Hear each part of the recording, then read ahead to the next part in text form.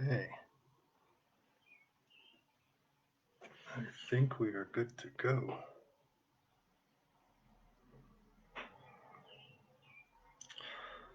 All right, my name is Jason DeGray, and I am an author.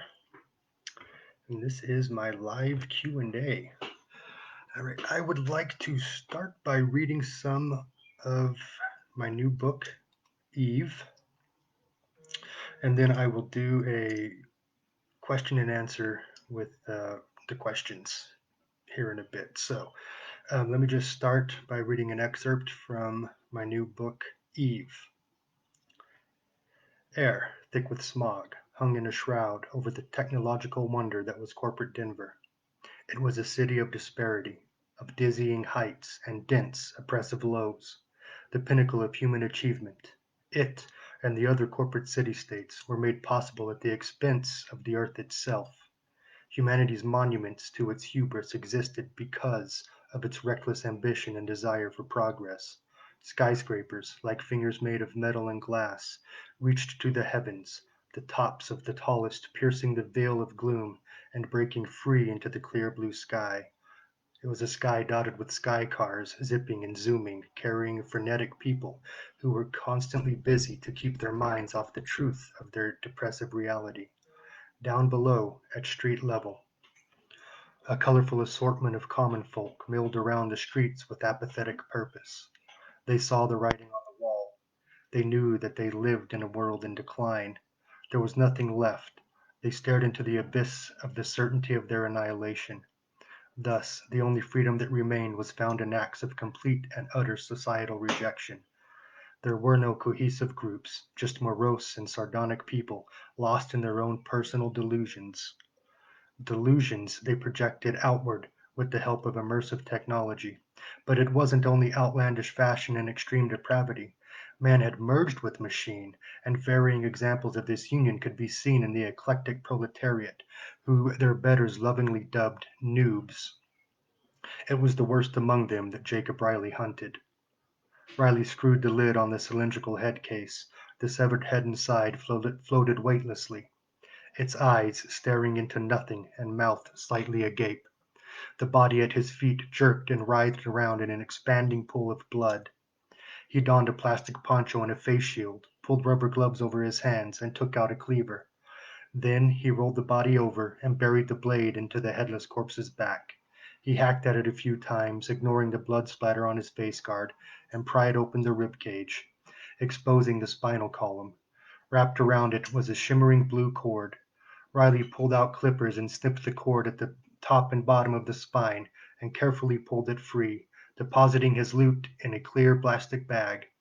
He tore off the plastic poncho he wore and pulled off his rubber gloves, throwing both on the mutilated remains of his bounty. He picked up the head case and strolled out into the streets of corporate Denver, smoking a cigarette and heading for his favorite diner. Clouds were gathering on the horizon. There was a storm rolling in from the Badlands. Time enough for a cup of fiend and a bite to eat before he turned in his bounty. He awoke with a sharp, desperate inhale, as if he had been drowning and finally broke the surface. He had escaped the shadow. The hiss of steam expelling from the cryopod broke the still silence of the pristine room, and its occupant fell to the ground, staring at his fuzzy reflection in the polished floor before climbing unsteadily to his feet and shuffling toward the door. His vision blurry, he could hardly make out the vague and shadowy shapes that were the other cryopods filling the room. The thick fog over his physical brain parted slightly. How slow it is, he thought. The body tethers everything, weighs it down, even the mind. No, no, especially the mind. Charwang Industries High Life Tower. That's where he was. That's where they'd put his body, all of their bodies. This was one of the most secure facilities in the world. He would be safe if he could find help, but the cryopod chamber he was in appeared empty. He'd have to get to people. He knew he wouldn't make it far with his quivering body weak from resuscitation sickness, but he had to. Lives depended on him, the lives of each and every one of his sleeping comrades. He had to find and warn the others. He tumbled into the hallway, leaning heavily on the wall, trying to catch his breath. and convince his mutinous body to move. He still couldn't make out much, but he saw darkened offices on the opposite side. "Help!" he croaked. "Someone! Anyone! Help!" He reached out his hand, and a quiet stranger clasped it. His throat was parched, and he could only wheeze. "Help! I need help!" He noticed the stranger nod, the head a fuzzy oblong shape, bobbing in assent. The kind stranger helped him to his feet, ushered him into a dark side office, and eased him into a chair. He was just about to ask for water when the stranger jerked his head back and, drawing a gleaming metal blade across his neck, opened his throat from ear to ear. He felt the blood splashing over his flimsy cryosuit, even as the shadows crept in at the fringes of his hazy vision. He hadn't escaped the shadow after all. He managed a choked sob. Darkness overwhelmed his vision and snuffed out the last of his life. The kind stranger jammed the knife into its victim's eye socket and quietly left as the first alarms began to sound. Again, this was from my new novel, Eve. And now I would like to move on and answer a couple of questions. All right, so tell us about the first project you worked on and when you knew you wanted to be a writer. Honestly, the first project I remember working on was when I was 12 years old. I had gotten this great idea for a novel, a fantasy novel that I wanted to write. And I got a bunch of notebook paper and sat at my grandmother's table and started to work on this. And wrote and wrote and wrote while everybody sat in the living room watching Days of Thunder. I was in the kitchen working on my very first novel. I kept it in a folder and worked on it for a few years off and on after that. And it's probably still at my parents' house somewhere in the attic or something like that, that first folder. But that was the first novel that I remember trying to write. And like I said, I was 12, and it was then that I decided that that's really what I wanted to do, that was going to be what I was going to pursue in life. Do you have a favorite character to write? Hmm. I kind of fall in love with all my characters depending on the book that I'm writing. I really like to be in their worlds and to see things through their eyes. I mean, so do I mean is there a favorite? I don't know. That's like picking a favorite child, I guess. But I do enjoy the experience, I guess, of writing through these characters' perceptions and viewpoints. Has a character ever surprised you? Maybe you thought they were one way, but they turned out completely different.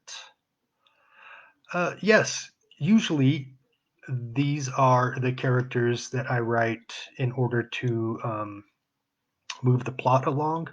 I have a couple. For instance, in my new novel Eve, there's a character Nate. He's a little boy, and I had originally got this character, put him in there to have something for Jacob Riley and Eve to do and to work towards. Right, they're both working towards this character from separate angles. But in this process, he started coming alive in ways that I hadn't expected, and he became much more vibrant and and a much stronger character than I ever expected. And this is how it usually is in my earlier novels, my Ruined Man novels. This happened with another character, kind of for the same purpose. But as the novel went along, and I moved into the second novel in the series, this character really stepped forward, and she took on a life of her own, and you know claimed her own story arc, as it were.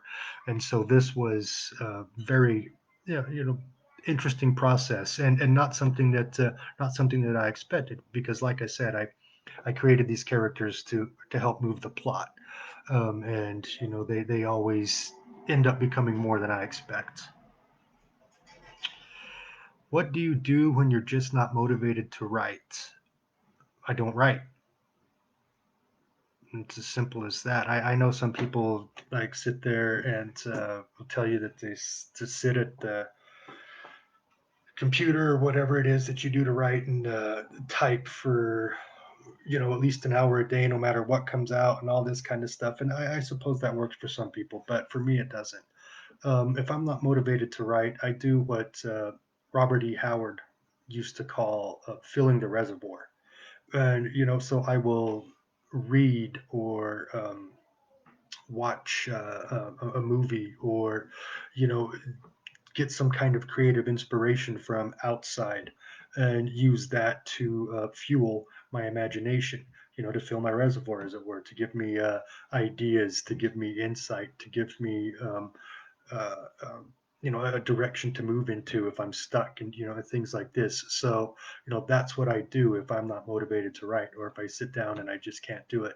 Um, then I'll always try to fill the reservoir, because I do that for a while, and inevitably I'm able to sit down and actually get some writing done. How do you balance writing, reading, family, and a job? Well, each one has to have their space, and each space has to be dedicated, and you have to uh, maintain that space and not let one of these aspects leak over into another one's space, because then you start um, losing focus on keeping this balance. And so that's kind of what I do. Each one has a space. Let me see. Do you write stories with an audience in mind? I do not. Well, I guess I'm the audience. Um, I write stories that I think are cool, that I would want to read, that I think other people will think are cool, but I do not write with an audience in mind. I've tried this in the past, and this has always led to problems. This has always been a point of contention for me, right? Because then I'm second guessing my own writing. Well, is my audience going to like this? How are they going to feel about that? I mean, that and in my experience, that really hinders the writing process, my process personally. And so, no, I can't, envision some ethereal, subjective audience as I'm writing, because in the end I'm not writing for an audience. I'm writing because I want to tell this story, and I want to tell it for as I see it, and the world it's coming alive in my head. I want to put that down on paper to share with people, and if they like it or don't, I mean, uh, that's up to them. But ultimately, no. I guess I'm the audience I'm writing for. How do you navigate the dilemma of writing characters of a different gender than your own? Is I don't uh, I don't see that as a dilemma. I don't write genders. I write people, and people are they have the same thoughts, and they have the same do the same things, and they have the same ideas. It doesn't matter what gender they are. I mean, people are people. And so I create people, and those are my characters. I don't I think that if you go into writing a character with a quote unquote gender in mind, then you are going to inevitably fall into that stereotype trap, right? Because you can't not do it if you're writing with that in mind.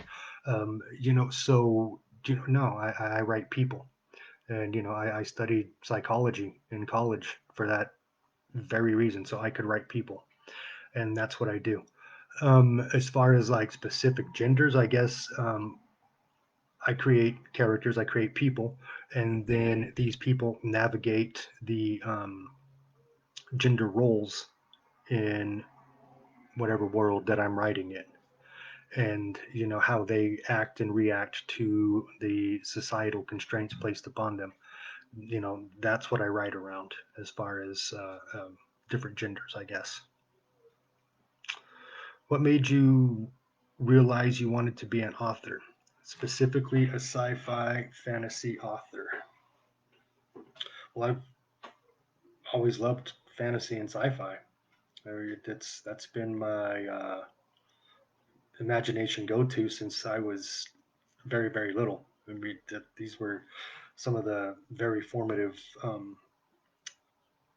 things that I'd come across early on in life were fantasy and sci-fi related. So these shaped my imagination, and these sparked my imagination, and these are what fed my imagination going forward. And so I've always had a deep love for that, and you know that's and then the other thing about that, I guess, about fantasy and sci-fi both, is your worlds can be limitless. You don't have to constrain yourself to quote unquote real world type of stuff. You're free to write what you want, how you want it, because the sky's the limit, and your imagination's the limit at that point. And so that's the one thing that I love about sci-fi and fantasy writing. And and like I said, going back to the first question, um, really that time that I sat down and said, okay, I'm going to be a writer, um, was when I was 12. And that's it. I've been writing ever since. um, you know Consistently all the time, writing all sorts of different things, not just books or short stories. I write essays and plays and poems and blog posts, whatever, just putting words out there. um, that's you know that's what I do, and that I realized I want to do that from a very young age. See, Tolkien, Martin, Rowling all revolutionized what we thought was possible and what became mainstream. Is moving the industry something you're interested in? And if so, in what direction? Hmm.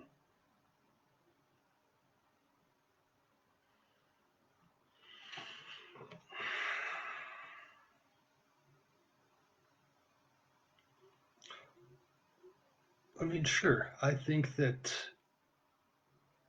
the industry, the arts in general, are suffering from um, quantity over quality. And there's just too much out there, and so much out there, that people are more consumed, or more concerned with consuming quantity instead of quality. So I mean, I would like to see, I guess, a sort of renaissance, in the industry, a sort of, return back to that striving to write the best story that you can, to paint the best painting that you can, to keep striving and keep making yourself better, not stopping after one thing, one setback, something like that.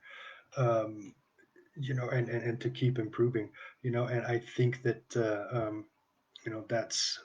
that's what I would like to see the industry moving back towards. If you could change the world by doing one thing, what is something you would change right away? I would take away smartphones. That's it. What's your favorite movie? I have a lot of favorite movies. Probably the top of my list is The Fifth Element. I think it is one of the greatest sci-fi movies ever made. And what's your favorite band? Again, I have a lot of favorite bands. Love the Wu Tang, but very very inspiring dudes there. I also consistently listen to and go back to a Canadian band called Brand Band 3000. Absolutely love them, and listen to their music all the time and am still inspired by it. Okay, recommend some fantasy or sci-fi. All right. Well, let's see. I am an old school fantasy and sci-fi fan. I'm a huge fan of Pulp Fiction, specifically Robert E. Howard. Uh, I mean, the guy pioneered the sword and sorcery genre. So if you haven't read that or anything by him, as far as Conan or uh, Cole, The Exile of Atlantis, or Bran McMorn, or any of those guys, I highly recommend checking out some of Robert E. Howard's writing. I like Robert Heinlein, another great old school sci-fi author. One of my favorite authors of all time is Philip K. Dick. I think that he did wonderful things in the sci-fi genre. And Clive Barker. I know most people think of Clive Barker as a horror writer, but that's not entirely the case. He has got a lot of, I guess, stuff that leaks over into fantasy or magic realism, books like Magica or Weave World or The Great and Secret Show. Uh, Fantastic storytelling there. Fantastic. So, also good stuff to read. Let's see, what's next for you, writing and release wise? Well, I am currently working on a couple of other projects that I hope to have out soon. My Ruined Man novels are going to be re released this year, and I will be working on the third novel in that series. And I will be getting out the first novel in I call it a space western series that I'm working on now. And so those are my two main focuses at this point as far as what's coming next. All right, and I think that is all of the questions. So, thank you very much. Again, my name is Jason DeGray, and thanks for joining me.